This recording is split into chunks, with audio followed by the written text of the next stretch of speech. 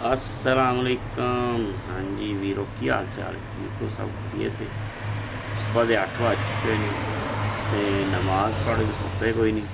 नमाज पढ़ के ते असीं आ गए काम ते पेपर लाना सी ते 28,000 के कोल लाहौर। ठीक है ना बंद खाने राणा साहब लगे ने पेपर फीस कट कट के रख रहे हैं। ठीक हो गया।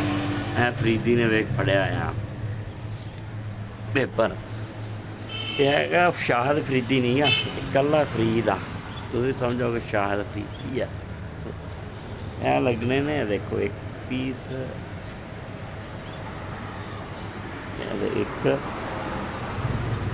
दो तीन वड्डा फिर छोटा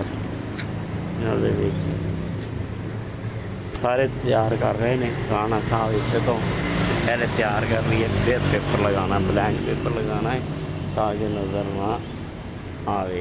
ठीक हो गया। आइए तुम खाइए और सब ठीक ठाक है। रुपीयत ना लो ये देखो बोर्ड बड़ा बड़ा बोर्ड का दरख्त है। बोर्ड का दरख्त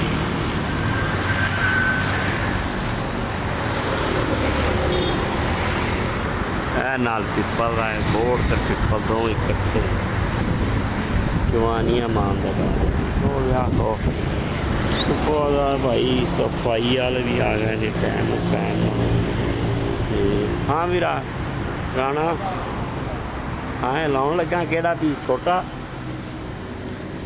ले फरीद किथे ही शावर वो पिया ही।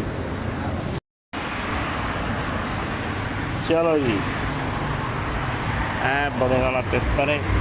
फरीद पानी ला रहा सर शैंपू वाला पानी।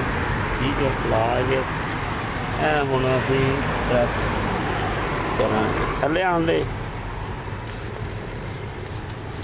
चलो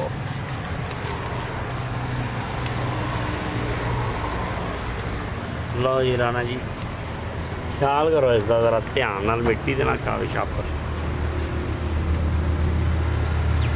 बड़ा शीशे का फिटिंग हो रही है उन्हें सफाई कर देगा राणा बड़ा ज़बरदस्त तरीके के नाल लाएगा।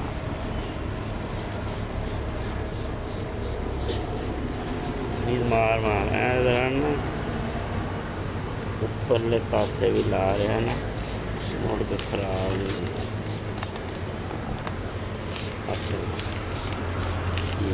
हाँ जी थल्ले दी खैर ना थल्ले बड़ी झाकी आहो थल्ले नहीं झाकी पैनी। हाँ वो फ्रेम दे विच कोबे ना फ्रेम का कुब जो नहीं कट सकते तुसीं। राणे तेरे पिछे बूटे बड़े प्यारे हैं।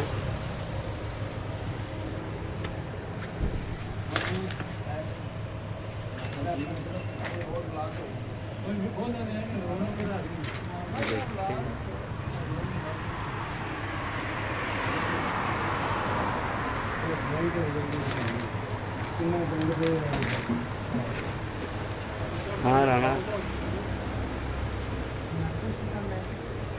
नहीं